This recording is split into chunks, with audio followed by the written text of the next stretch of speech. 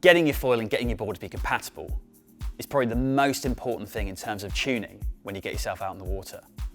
And this can be as simple as moving the foot straps and moving the Mastfoot, and just making sure that matches where the lift is coming in the foil.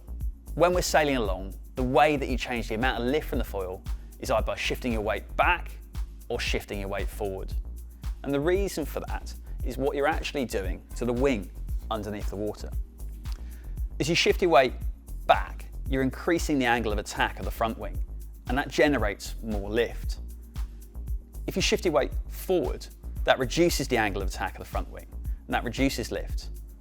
But we need to be best positioned on the board above the type of foil that we're on to make sure we can do that. So if I take this foil to start with, we can see that it's got a really small gap between the mast and the front wing. And that means the centre of lift is much further back towards the mast itself. And that's going to be much further back underneath the board. So if we want to be able to rock our weight back and forward to try and change the lift in the front wing, we need to be further back on the board. So for this foil, we'd make sure that our foot straps are further back, and we'd also make sure that we shift our Mastfoot further back.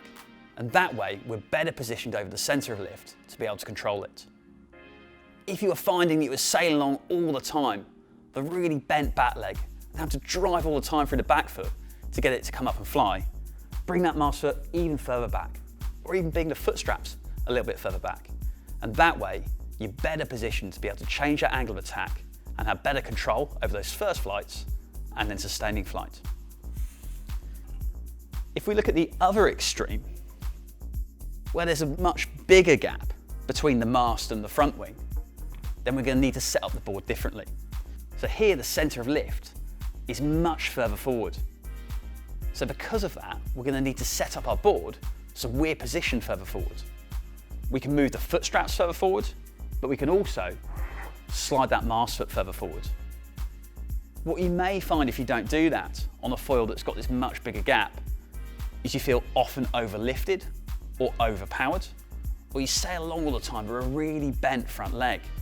And if you find that, just shift the foot straps forward or shift the Mastfoot forward, and again that'll position you in a much better place to be able to control that centre of lift and be able to control that angle of attack by shifting your weight forward to bring the nose down or shifting weight back to create more lift.